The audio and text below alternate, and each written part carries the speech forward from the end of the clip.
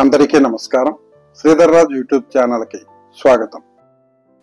ఈ వీడియోలో మనం 276 పాడలపెట్ర స్థలాలలో 275వ శైవ క్షేత్రం మరియు శ్రీలంక దేశములో గల 2 పాడలపెట్ర స్థలాలలో మొదటిదైన ట్రింకోమలి ప్రాంతంలో గల కోనేశ్వర ఆలయాన్ని చూస్తాము. మన ఛానల్లో ఇప్పటికే 276 పాడలపెట్ర స్థలాలలో 267 శైవ క్షేత్రాలను ప్రత్యక్షంగా దర్శించి అప్లోడ్ చేయడం జరిగింది. ఆ ఆలయాలు మన ఛానల్లో ప్లేలిస్ట్లో వరుసగా కనిపిస్తాయి. భారతదేశంలో మిగిలిన 6 ఆలయాలను చూశాక నేపాల్లోని ఒక ఆలయము, శ్రీలంకలోని 2 ఆలయాలను చూసి నా సుదీర్ఘమైన ఈ పాడలపెట్ర స్థలాల యాత్రను ముగిద్దామనుకున్నాను. కానీ ఆ మహాశివుడు ముందుగానే అనుకోకుండా శ్రీలంకకు పిలుచుకొని ఈ కోనేశ్వర ఆలయాన్ని దర్శించుకునే అవకాశాన్ని కల్పించారు. మిగతా వీడియోల లాగా కాకుండా ఈ ప్రయాణాన్ని మ్యాక్సిమం మీతో పంచుకుంటాను. ఎందుకంటే మీరు ఇక్కడికి వస్తే ఇబ్బంది పడకుండా ఉండాలి కదా. ఈ వీడియోలో నేను శ్రీలంకలో ఫ్లైట్ దిగినప్పటి నుండి దర్శనం వరకు తెలియజేస్తాను, చూపిస్తాను. నేను మా అబ్బాయి అనుదీప్ వర్మతో ఈ శ్రీలంక ప్రోగ్రాంని ప్లాన్ చేసుకున్నాను. మేము వేసుకున్న ప్లాన్ ప్రకారం చెన్నైలో సాయంత్రం 3:30కి కొలంబోకి వెళ్లే ఫ్లైట్ నెక్కి 5 కొలంబోకి వెళ్లి ఎయిర్పోర్ట్కి 18 కిలోమీటర్ల డిస్టెన్స్ లోని కొలంబో ఫోర్ట్ రైల్వే స్టేషన్కి వెళ్లి అక్కడి నుండి 9:30కి బయలుదేరే డైరెక్ట్ ట్రింకోమలికి వెళ్లే ట్రైన్ నెక్కి ట్రింకోమలికి వెళ్లాలనుకున్నాము. దానికి అనుగుణముగా ఫ్లైట్, ట్రైన్ టికెట్స్ ను ముందుగానే రిజర్వేషన్ చేసుకున్నాము. కానీ మనం ఒకటి తలిస్తే భగవంతుడు ఒకటి చేస్తాడు కదా. సాయంత్రం 3:30కి స్టార్ట్ అవ్వాల్సిన ఫ్లైట్ డిలే అయ్యి 6:40కి బయలుదేరి 8 కొలంబో ఎయిర్పోర్ట్కి వెళ్ళింది. ఇంకా ఎయిర్పోర్ట్ లో immigration, currency exchange, SIM card changes etcetera చూసుకొని 8:45కి బయట వచ్చాము.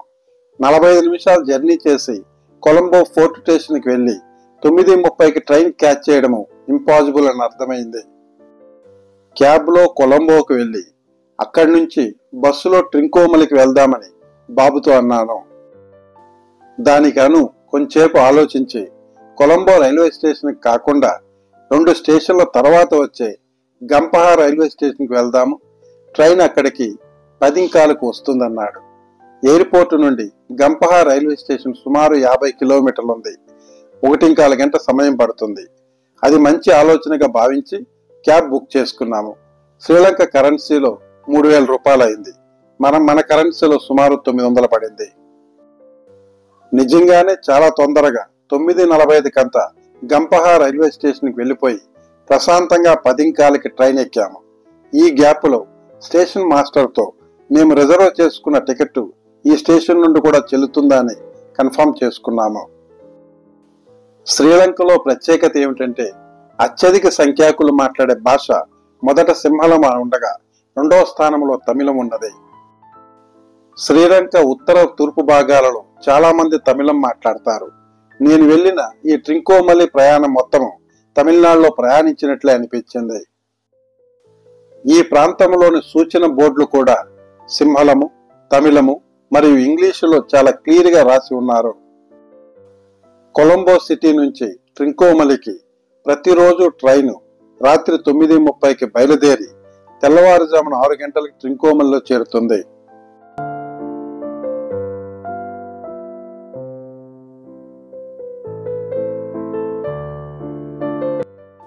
ట్రింకోమలి రైల్వే స్టేషన్ చాలా నీట్ గా, సిస్టమేటిక్ గా ఉంది.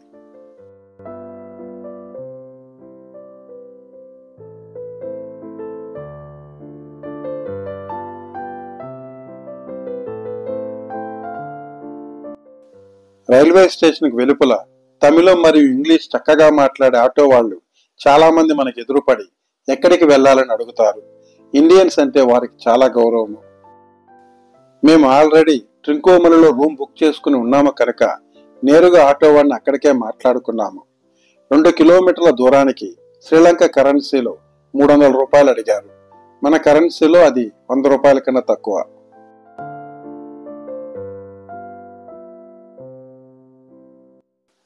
ఇది రైల్వే స్టేషన్ నుంచి మేము బుక్ చేసుకున్న రూముకు వెళ్లే మార్గము.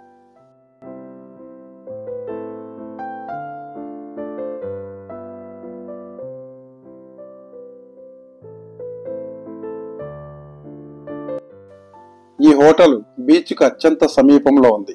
ఈ హోటల్లో రూము మన కరెన్సీలో సుమారు 2500 రూపాయలు అయింది. మామూలుగా 12 గంటలకు చెక్ ఇన్ అవ్వాలి, కానీ మేము రిక్వెస్ట్ చేసుకోవడంతో ఎటువంటి ఎక్స్ట్రా అమౌంట్ లేకుండా ఉదయం 7 గంటలకే రూమ్ ఇచ్చారు.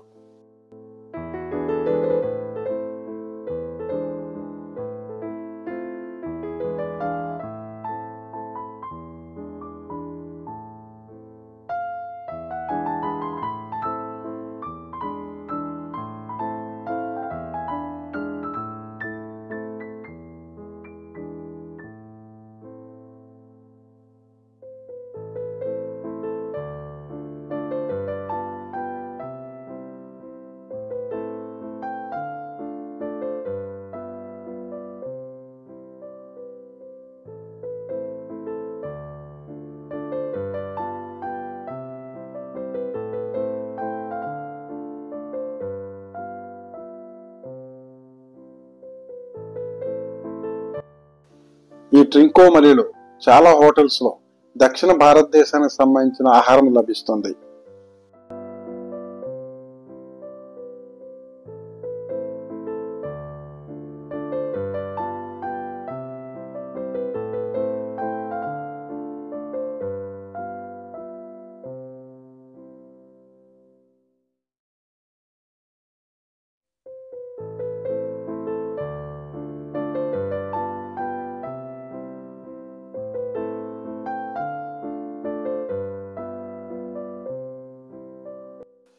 టిఫిన్ చేశాక ఉదయం 8:30కి టెంపుల్కి బయలుదేరాము. ఇక్కడ నుండి టెంపుల్ 4 కిలోమీటర్లు ఉంది. ఆటోని హోటల్ వారితోనే మాట్లాడాడు. మన కరెన్సీలో 200 రూపాయలు, అంటే శ్రీలంక కరెన్సీలో 700 తీసుకున్నారు.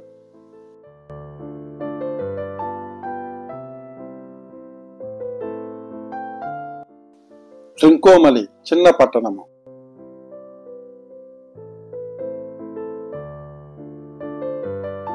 ఇది కోనేశ్వర ఆలయానికి వెళ్లే మార్గము.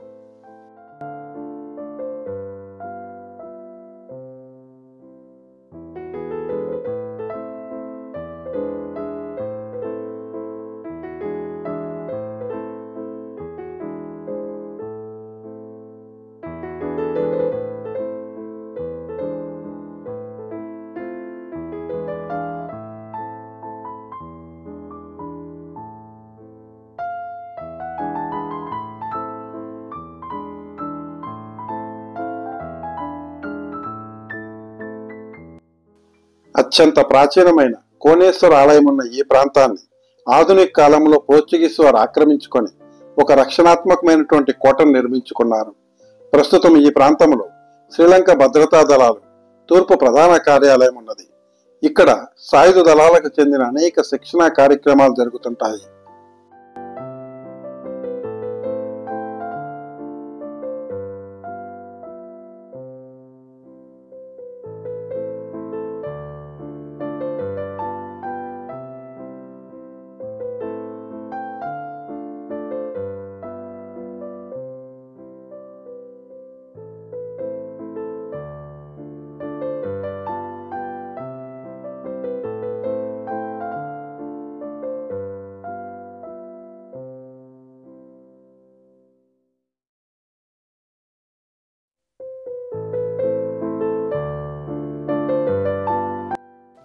కోట ఎంట్రన్స్ నుంచి గుడి వరకు నెమళ్లు, జింకలు, కుందేళ్లు వంటి అనేక వన్యప్రాణులు చాలా స్వేచ్ఛగా గుంపులు గుంపులుగా తిరుగుతున్నాయి.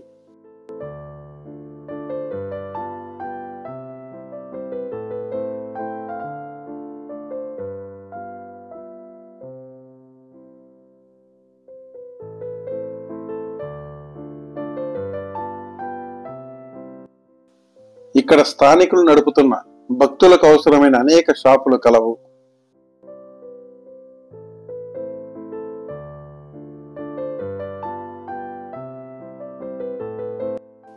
ఈ ఆలయం బంగాళాఖాతంలోకి చొచ్చుకుపోయిన అతి ఎత్తైన స్పిట్ అనే సముద్ర భూస్వరూపం యొక్క చివరి కొసన కలదు. ఇది చాలా రక్షణాత్మకమైన ప్రాంతము. కనికే ఒకప్పుడు పోర్చుగీస్ వారు, ప్రస్తుతం శ్రీలంక ప్రభుత్వము భద్రతా దళాలను ఇక్కడ ఉంచింది. శ్రీలంకలోని పంచ ఈశ్వర ఆలయాలైన కేతీశ్వరము, మున్నేశ్వరము, నాగులేశ్వరము, తేనవరము మరియు కోనేశ్వరముల్లో ఈ ఆలయం కూడా ఒకటి. ఈ కోనేశ్వర ప్రాంతము హిమాలయాల్లోని కైలాస పర్వతానికి సరిగ్గా అదే రేఖాంశములో దక్షిణాన ఉన్నందువలన ఈ ప్రాంతాన్ని దక్షిణ కైలాసం అని ప్రాచీన గ్రంథాల్లో తెలపబడి ఉన్నది. ఈ ప్రాంత త్రవ్వకాలలో బయటపడిన అతి ప్రాచీన శిలాశాసనాలను బట్టి ఇక్కడ సుమారు 4000 సంవత్సరాల క్రితమే ఒక ఆలయం ఉండేదని ధృవీకరించారు.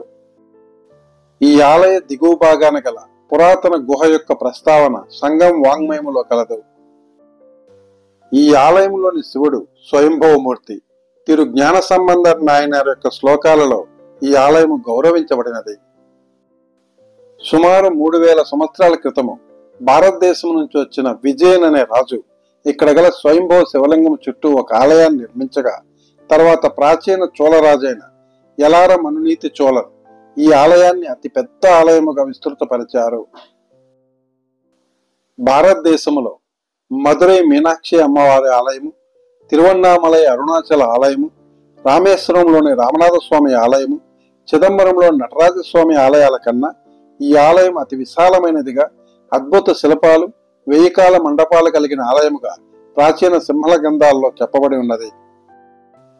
కానీ ఆధునిక కాలంలో విదేశీయుల రాకతో 1622 నుంచి 1624 కాలంలో మతపరమైన దాడికి గురై ఈ ఆలయాన్ని ధ్వంసం చేసి పోర్చుగీసు వారు రక్షణాత్మకమైన కోటను నిర్మించుకున్నారు.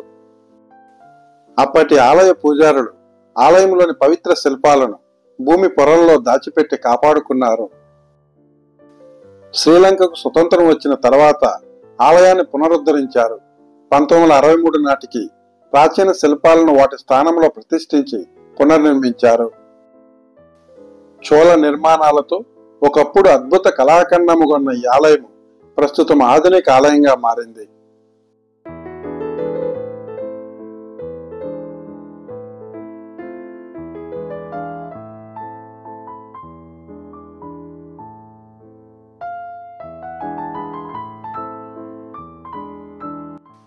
నేను ఈ పాడలపెట్ట స్థలాన్ని చూడాలని ఇక్కడికి వచ్చాను. కానీ అష్టాదశ శక్తిపీఠాల్లో మొదటిదైన శాంకరీ మాత ఈ ఆలయ ప్రధాన దేవతని తెలిసి చాలా ఆనందపడ్డాను.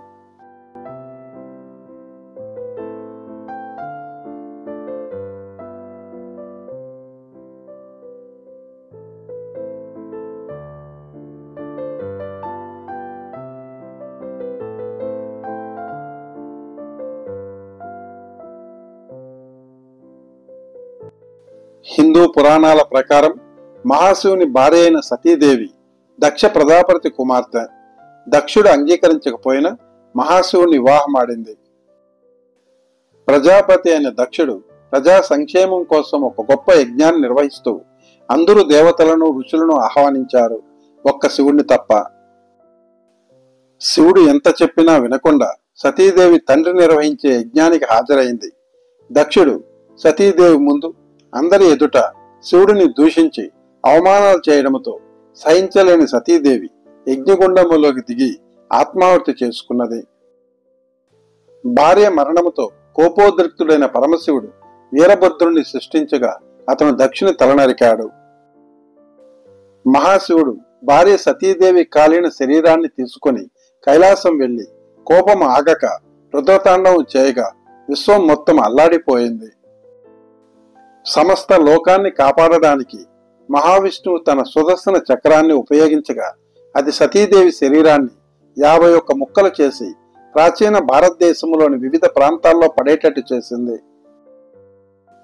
సతీదేవి శరీరం నుండి వెలుపలకొచ్చిన 51 భాగాలలో ప్రధానమైన 18 భాగాలు పడిన ప్రాంతాలను అష్టాదశ శక్తి పీఠాలంటారు. ఈ ప్రాంతాలన్నీ దైవిక ఆధ్యాత్మిక శక్తిని కలిగిన ప్రాంతాలు. ఈ అష్టాదశ శక్తి పీఠాలలో ప్రస్తుతం 16 భారతదేశంలో ఉండగా ఒకటి శ్రీలంకలో, మరొకటి పాక్ ఆక్రమిత కాశ్మీర్లో కలదు. ఈ కోనేశ్వర ఆలయంలో గల శాంకరీదేవి శక్తిపీఠ స్థలములో సతీదేవి కాలిలోని గజ్జ భాగం పడిన ప్రాంతము. ప్రాచీన భారతదేశ ఉపఖండములోని 18 శక్తిపీఠాలను ఆది శంకరాచార్యులు తన శ్లోకములో పేర్కొనగా దానిలో మొదట ప్రస్తావించింది ఈ శాంకరీదేవి శక్తిపీఠం గురించే.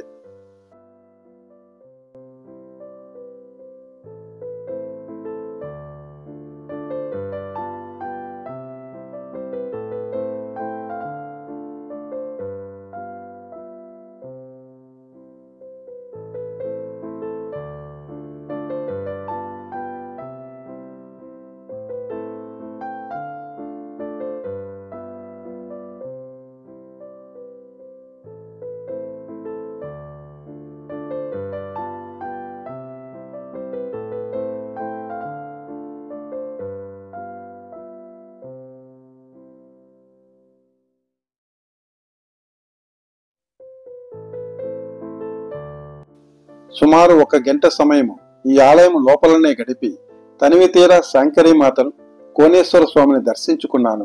ఇంకెప్పుడు వస్తానో ఇక్కడికి కదా.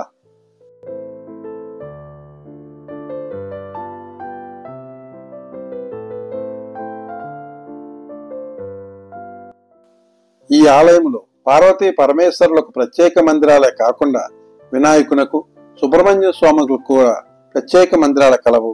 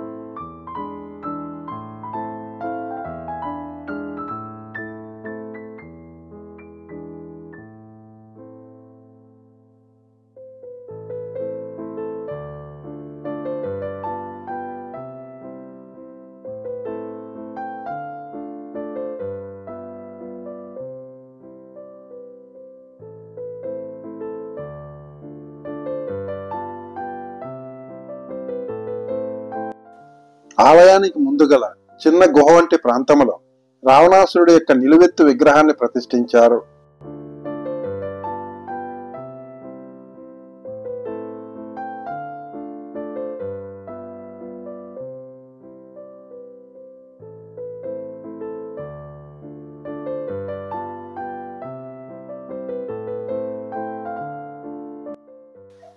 ఈ ఆలయ ప్రాకారం చుట్టూ ఉన్న బంగాళాఖాతం చాలా స్వచ్ఛముగా, నిర్మలముగా కలదు. ఇక్కడ నుంచి సూర్యోదయము, సూర్యాస్తమయాలు అద్భుతంగా కనిపిస్తాయి.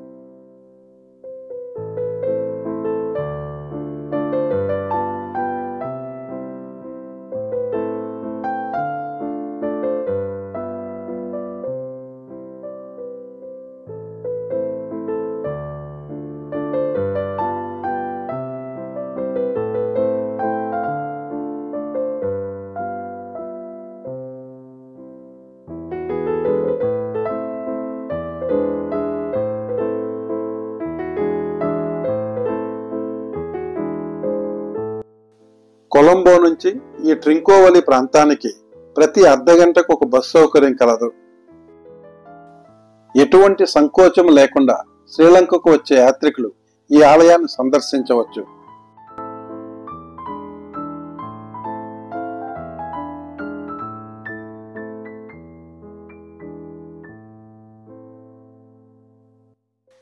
ఈ ఆలయం ఉదయం 6 గంటల నుంచి మధ్యాహ్నం 12 గంటల వరకు మరియు సాయంత్రం 4 గంటల నుంచి రాత్రి 7 గంటల వరకు తెరిచి ఉంటుంది. మధ్యాహ్న సమయంలో ఈ ప్రాంతంలో ఎండ తీవ్రత భరించలేనంతగా ఉంటుంది.